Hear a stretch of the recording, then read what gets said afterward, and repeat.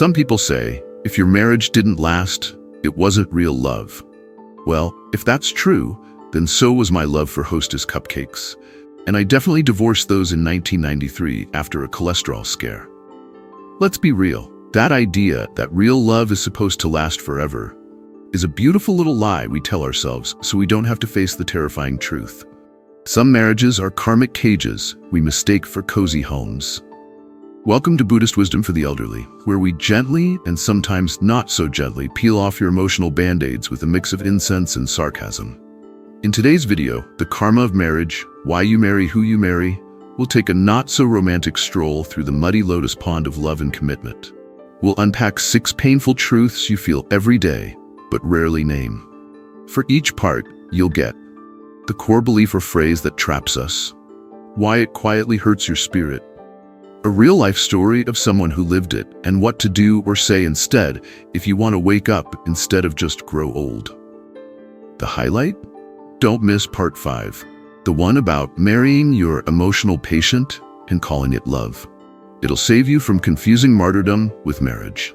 If you want more brutally gentle insights like this, like and subscribe.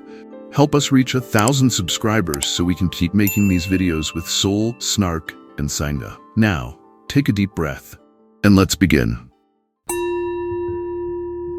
Part 1. Marriage isn't for happiness, it's for healing. Let's begin by laying down a hard, uncomfortable truth. Marriage is not a happiness delivery system. It's not designed to make you feel validated, adored, understood, or perpetually in sync like 2 birds in a Hallmark movie. No, marriage is a pressure cooker designed to cook your ego until it either softens or screams. Now I know what you're thinking, but we were in love when we got married. Of course you were. That was karma setting the bait. See, in Buddhism, karma doesn't care about candlelight dinners. Karma isn't interested in compatibility quizzes or love languages. Karma is interested in clarity. And clarity doesn't always feel good. In fact, it usually shows up with a furrowed brow and a mirror you didn't ask for. Why did I marry this person? Hint, it's not random. A man in his 70s once visited a Zen teacher with a look of spiritual constipation. He said, "I feel like I married a woman who was sent to this earth just to drive me insane." The teacher nodded, as Zen masters tend to do. Then he smiled and said, "You probably did. That's how karma works." Because karma doesn't tie you to comfort, it ties you to curriculum. You marry the person who unconsciously reminds you of all your unfinished emotional homework. That spouse who nags, maybe they're echoing your mother's voice you never stood up to. That partner who shuts down emotionally, maybe they're inviting you to stop chasing validation and sit with your own loneliness.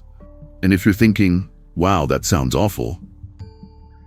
Yes, it often is. But you know what's worse? Going through life with no one reflecting your deepest blind spots back at you. That would be like trying to find toilet paper on your shoe without a mirror. Sure, it feels less embarrassing, but you're still dragging stuff around. In many cultures, spiritual transformation is triggered by heat, discomfort, pressure. The Zen tradition? Same deal. That's why the marriage altar isn't just a celebration, it's a karmic contract. You don't just marry a person. You marry your past wounds, your buried stories, your unspoken grief. You marry the way they chew too loudly. You marry the silence they use as a weapon. You marry the eyes that sometimes stop seeing you. And somehow, this sacred frustration is the doorway to liberation. But only if you stay awake inside it. Because here's the secret most people learn too late. Marriage doesn't work when both people are happy. It works when both people are healing and honest about it. Let's talk about older adults, folks married 30, 40, even 50 years. You'd think by then they'd be smooth, peaceful, like 2 pebbles worn soft by time. But no, they still argue about leftovers, the thermostat, the same thing they argued about in 1983. Why? Because unresolved patterns don't age. They ferment. What starts as a playful disagreement in your 30s becomes a full-blown Cold War by 65 if it's not addressed with awareness. Aging doesn't fix karma. Only consciousness does. There's a difference between being trapped in marriage and being transformed by it. One is unconscious suffering. The other is spiritual practice. If your marriage feels like a prison, ask yourself, is it because you're with the wrong person or because you haven't yet faced the right lesson? You might be shackled, not by your spouse, but by your own resistance to change. Buddhism teaches pain is inevitable, suffering is optional. And marriage, it offers both. The pain of seeing yourself, the suffering of refusing to. You don't have to love your partner every day. You don't even have to like them most days. But if you can see them, truly see them, as your mirror, your teacher, your karmic fire starter, then you've begun the real marriage. Not the legal one, the spiritual one. The one that melts illusion and leaves you raw, awake, and maybe a little more free. Part 2. You didn't fall in love. You fell into a karmic trap, and that's a good thing. Ah, love. That warm, fizzy thing that makes your heart beat faster and your IQ plummet. Let's talk about that moment. Yes, that moment, when you saw them across the room. You swore your soul whispered, "That's the one." Spoiler alert, that wasn't your soul. That was your karma, stretching its arms after a long nap and saying, "Ah, there you are. We have unfinished business." Movies will tell you love begins when two people lock eyes across a crowded room. Buddhism says love begins when two karmic debts start vibrating in close proximity. Ever wonder why you're drawn to someone against your better judgment? Why the person who makes your stomach flutter also makes your inner peace evaporate? It's not just attraction, it's recognition.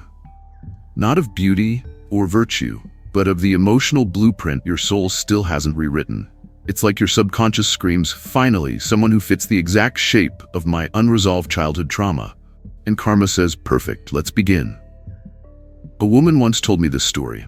In her 20s, she fell head over heels for a man who made her laugh, think, and feel completely alive. There was just one problem. He also made her feel invisible. He'd disappear emotionally, stonewall during conflict, offer silence instead of safety. But still, she couldn't leave. She said, "It's like my heart knows him, even when my mind is screaming, run." And I said, "That's not your heart knowing him. That's your karma remembering a contract." See, your soul remembers things your brain does not. It remembers betrayals, abandonments, promises made and broken. And it also remembers lessons left unfinished. So it sends you people who look like love, but feel like a maze. People who make your stomach flip, but your soul ache. Let's bring in some elder psychology for a moment. Why do so many people, especially in later life, end up dating or marrying someone who reminds them of a parent they never fully healed from? Because the psyche seeks familiarity, not fulfillment. You unconsciously return to the scene of the original wound, hoping this time you'll finally win. That's not romance. That's emotional archaeology. And karma? Karma is your tour guide. It hands you the same shovel every life and says, "Dig deeper, you missed a spot." Attraction is sneaky. It's like a charming con artist wearing a spiritual name tag. It doesn't mean they're your person. It means they're your pattern. And patterns, unless disrupted, repeat. This is why people say things like, "I keep attracting emotionally unavailable people. I always fall for narcissists. Why do I love people who don't choose me?" It's because karma isn't done showing you that you're the one who still hasn't chosen yourself. In Buddhist psychology, this is all part of tanha, craving. Desire is not the problem. Unconscious desire is. That sticky, desperate craving for completion? It's what fuels samsara, the cycle of suffering and rebirth. Emotionally and energetically, we reincarnate the same patterns over and over until we wake up. And the cruel joke? We call this craving falling in love. We say it like it's sacred, but often it's just our shadow falling into its old hiding place, again. Here's the wild part. Karma isn't trying to punish you. It's trying to free you. Every uncomfortable romance, every addictive attraction, every time your gut said no, but your body said yes, that wasn't a mistake. It was your soul creating friction, so you'd finally stop burning your hands on the same stove. And when you become conscious of it, when you see the red flags and still choose growth over drama, the cycle ends, the karma dissolves. And suddenly, you're not drawn to chaos anymore. You're drawn to peace, to truth, to love that doesn't confuse you, but calms you. So the next time you think you've fallen in love, pause. Take a breath and ask, is this love or is this a karmic deja vu in better lighting? Because love shouldn't feel like falling. It should feel like waking up. Part 3. Your spouse is a mirror, even if they're cracked. You ever stare at your partner mid-argument and think, why do you always bring out the absolute worst in me? They make one comment about how you're slicing cucumbers wrong, and suddenly you're 12 years old again, defending yourself to a parent who never listened. Congratulations. You're in a karmic mirror. That person you married? They aren't just your partner, they're your spiritual mirror technician, here to lovingly, and sometimes irritatingly, hold up everything you haven't healed yet. Let's break a myth. You don't marry someone to be completed. You marry them to be confronted. Your partner is the mirror that shows you the exact dimensions of your own conditioning. And sometimes, that mirror is foggy, cracked, or smudged with years of emotional gunk. Still, it reflects. A woman in her late 60s once said, "My husband always makes me feel like I'm not enough." A monk replied, "Did you already believe that before he said a word?" She paused, then nodded slowly. Because here's the truth, nobody teaches you at the wedding reception. Your partner can't make you feel what you don't already believe. They don't insert insecurity into you. They activate what was already living rent-free in your emotional basement. In Buddhist psychology, this is known as Vijnana Maya, the world made of perceptions. We don't see people as they are. We see them as we are, especially the people we love. You think your spouse is judgmental? Maybe. Or maybe you've got a PhD in judging yourself, and they're just unknowingly playing the lead in your internal drama. You think they're distant? Could be. Or maybe you've been emotionally unavailable with yourself for years, and they're just matching your vibe. Zen says, when the mind is still, the world reflects clearly. When it's clouded, even kindness looks like an attack. That's not a metaphor, that's your relationship. Elder couples often say, we've had the same fight for decades. They've tried therapy, prayer, even buying a second fridge so they don't argue about leftovers. And yet, the fight resurfaces. Why?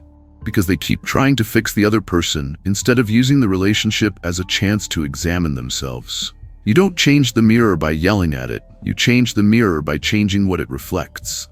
But most people treat relationships like cosmetic counters. Make me feel prettier, more secure, more lovable. And when the mirror doesn't comply, we blame it. That's not marriage. That's emotional outsourcing. Let's be real. People don't fall in love. Their wounds do. You don't just marry someone's smile. You marry their childhood. You marry the version of love they were taught. You marry their triggers, their silence, their survival mechanisms. You marry the part of them that never learned how to ask for what they need. And guess what? They marry all of that in you too. You're not just two people cuddling under a blanket.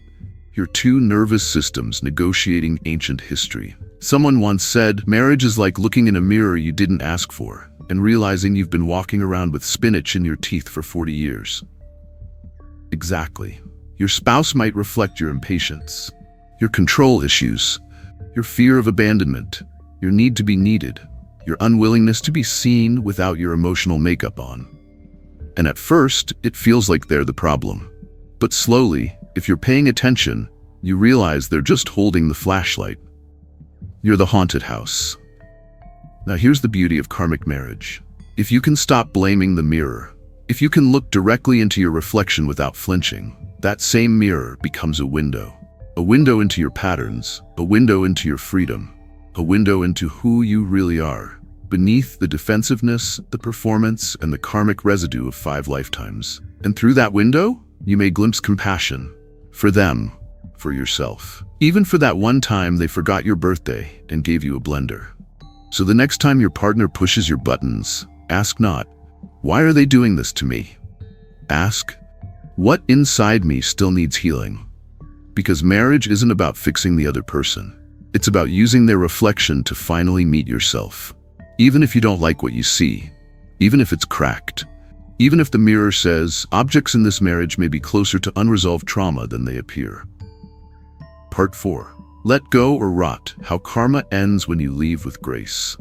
Let's talk about endings. The sacred kind, the terrifying kind, the kind where you stare at your spouse across the kitchen table over a half-eaten bowl of oatmeal and think, is this it? Is this what we've become? Just roommates with matching dental plans? Because sometimes, marriage doesn't break, it completes. And when it does, the most spiritual thing you can do, the most liberated, Buddhist-approved karma cleansing act available, is to walk away, with love, with grace, and without taking the toaster. There's a lie many older people carry like a badge of honor. We stayed together, that's what matters. But Buddhism doesn't praise endurance for endurance's sake. The lotus doesn't bloom by staying in the same swamp forever. It blooms when it's ready, then moves toward light. So let's make something clear. Staying in a marriage out of guilt, habit, or fear of dying alone is not loyalty. It's spiritual stagnation. It's clinging. And clinging, according to Buddhist teaching, is the root of all suffering. A woman once visited a Zen garden. She was in her late 60s, freshly divorced after 40 years of marriage. She told the teacher, "I stayed with him through everything, even when I stopped feeling anything at all. Was that noble?" The teacher didn't answer right away. He picked up a withered lotus from a pond, cradled it gently, and said, "That wasn't nobility. That was your attachment wearing a mask of loyalty." And she wept, because deep down she knew she hadn't stayed for love. She'd stayed for fear, for reputation, for the story she'd invested in for decades. But the truth, karma doesn't require you to suffer in perpetuity. It only asks that you learn the lesson. Once the lesson is learned, the contract dissolves. Yes, we're going there. Sometimes the most awakened thing you can do in a karmic marriage is end it before it decays your soul. Because here's the dark little secret no one puts on the wedding invitations. Not all marriages are meant to last forever. Some are karmic transactions, designed to complete a cycle, repay a debt, reflect a truth. Once that's done, it's done. Staying beyond that point doesn't lead to growth. It leads to bitterness, to quiet rage, to that look people give each other after 40 years of shared silence and unspoken resentment. And that's not love. That's emotional taxidermy. People over 60 face a unique spiritual dilemma. You've invested decades into something that might no longer serve you. Do you stay and die quietly inside? Or do you step out into uncertainty, solitude, and the unknown, trusting that freedom is still allowed? Elder psychology shows that regret at the end of life is rarely about things done. It's about things endured for too long. The long, slow erosion of joy. The quiet grief of unlived years. The loyalty to a story that expired chapters ago. Nowhere in the sutras does the Buddha say, stay with someone who makes your nervous system twitch just because your friends think you're a cute old couple. He said, let go. Let go of what doesn't serve. Let go of what no longer breathes life into your practice. Let go of identities that are worn thin by time and expectation. Because the spiritual goal of marriage isn't staying together. It's waking up. If you do that together, beautiful. If not, let go and bow. Not out of anger, but gratitude. Because even pain served its purpose. That Zen teacher handed the woman a lotus and said, your marriage was the mud, your healing is the bloom. Don't mistake duration for depth. Don't confuse martyrdom for love. And don't let karma turn into concrete just because you're afraid to leave the temple you outgrew. Every ending is an altar. Place your story there, bow, and walk on. If your heart is whispering, this is done, listen before your spirit starts shouting. Because sometimes letting go is not failure. It's graduation. You've passed the karmic course. Now it's time to stop retaking the exam. Part 5. Some people marry their therapist and then wonder why they're miserable. Let's talk about emotional caregiving marriages. A particular brand of relationship that looks sweet on the surface, but spiritually? It's like planting a garden with only one gardener and one very dramatic houseplant. You know the setup. One person gives, the other takes, one listens, the other monologues. One becomes the emotional nurse. The other, permanently in triage. And at some point, the caregiver, who often thought they were being noble, wakes up 30 years later and says, wait a minute, did I marry my partner or did I just adopt an adult with unresolved parental issues? It often starts innocently. Maybe they were broken, wounded. You saw the cracks and said, I'll love them back together. Maybe you thought your compassion would be enough to fix the abandonment they never processed. The mother who never hugged them. The father who taught them affection was weakness. You told yourself, I see the little child in them. That's beautiful. But here's the Buddhist twist. You're not their therapist. You're not their savior. And you're definitely not the karmic janitor responsible for cleaning up their emotional inheritance. In Buddhism, compassion is sacred. But compassion without mindfulness becomes martyrdom.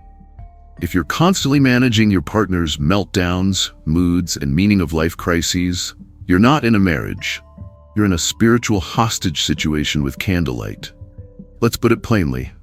Supporting your partner is love. Abandoning yourself to keep them stable is karma repeating itself. You didn't sign up to be someone's eternal support animal. Unless your wedding vows included, in sickness, in health, and in unresolved mother wounds, you're allowed to say, I can't be everything you never healed. This dynamic is especially common among older women, mothers who raised children only to marry men who needed more mothering. What starts as he needs me becomes, if I stop caretaking, who am I? That's not a relationship. That's identity addiction. Elder psychology calls this emotional overfunctioning. It's when one partner becomes so competent at keeping the emotional house in order that the other never has to grow up. And Buddhist wisdom? It calls this attachment disguised as virtue. You're not helping them evolve. You're shielding them from their karma and doubling yours in the process. Let's be clear. The Buddha didn't walk around saying, be nice, even if it kills you. He said, no suffering, understand its causes, let go. So when your marriage becomes a one-person healing retreat center, and you're the staff, the sage, and the toilet scrubber, you might want to ask, is this love? Or is this my ego trying to earn worthiness through service? Because sometimes we play healer not out of love, but out of fear. Fear that if we stop helping, we'll be abandoned. Fear that without fixing them, we'll be unloved. Fear that if we don't prove we're needed, we'll have no place to stand. And fear is karma's favorite tool for keeping you stuck in the same emotional sitcom with reruns and low ratings. A woman once told me, he's been through so much. I can't leave him. I asked, is he healing? She said, well, no, but I'm trying. That's when I told her, as gently as possible, you can't date someone's potential forever. Eventually, you're just dating their pattern. She laughed. Then she cried. Then she bought herself a recliner that didn't have to be emotionally validated. Progress. So what's the way out? Recognize when help turns into self-erasure. Set the boundary. Let them sit in their discomfort. And if they can't meet you halfway, step back, not as punishment, but as practice. In Buddhist terms, that's not cruelty. That's skillful means. It's saying, I love you enough to stop being your spiritual crutch. Now stand up or fall. But either way, walk your own path. Love that costs your wholeness isn't love. It's karma in disguise. And marriages built on rescuing will always drown both people. So ask yourself, am I loving them or managing them? Because if you've become their unpaid life coach, emotional barista, and trauma doula, maybe it's time to retire, or at least start billing by the hour. Part 6. The saddest kind of love is the one that keeps you from waking up. Some love stories don't end in flames. They end in softness, in cozy routines, in matching socks and synchronized sighs. And yet somehow something feels off. Not bad, just numb, not abusive, just asleep. You're not arguing, you're not suffering. You're just not growing. And that, my friend, might be the most dangerous kind of karma of all. The kind that seduces you into thinking, this is enough. When deep down, your spirit is whispering, I came here for more. Let's paint a picture. You're in your 60s or 70s. You've built a peaceful, conflict-free life with your partner. They never raise their voice. They fold your towels just the way you like. They even laugh at your jokes on time. And yet, your heart feels like a guest in your own home, unseen, unheard, underfed. What happened? You didn't fall into conflict. You fell into comfort. And in Buddhism, comfort without consciousness is just samsara with better throw pillows. In Zen, there's a teaching that says, beware the middle path that becomes a parking lot. That's what this kind of love becomes. It's easy, it's tidy, and it slowly turns your awakening into a nap. You stop challenging each other. You stop questioning your beliefs. You stop asking, what am I here to learn? Because it's all so fine. But here's the thing. Fine is where joy goes to die a quiet, undramatic death. And no one at your funeral is going to say she was so spiritually fulfilled, but mostly just really agreeable. Real love, the spiritual kind, isn't always peaceful. It's not always cute. It stirs things. It challenges your illusions. It invites your ego to the party just to gently embarrass it in public. The purpose of a karmic partner isn't to soothe your every discomfort. It's to illuminate your attachments, sometimes with tenderness, sometimes with a spiritual cattle prod. So if your marriage feels like a warm bath, you never want to leave. Ask yourself, am I being loved or being sedated? One woman in her 70s told me this: "We never fought, never raised our voices, but I also never became who I truly was."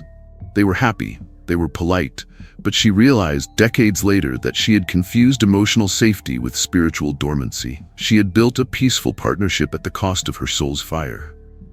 Now, I'm not saying you should stir up drama for the sake of growth, but I am saying this: if your partner has never triggered your awakening, you may be sleeping beside a velvet cage. Buddhism doesn't say find someone who makes you happy. It says find someone who makes you conscious. Sometimes that means friction. Sometimes that means tough conversations. Sometimes that means being called out, gently, lovingly, for the stories you keep telling yourself about who you are. A spiritual partner doesn't just kiss your wounds. They say, let's sit and meet your wound together. That's not drama. That's dharma. Relationships are not holding patterns. They're containers for evolution. If yours hasn't changed you, cracked you open, or made you sit in silence with a face full of realization, then maybe, just maybe, it's not love.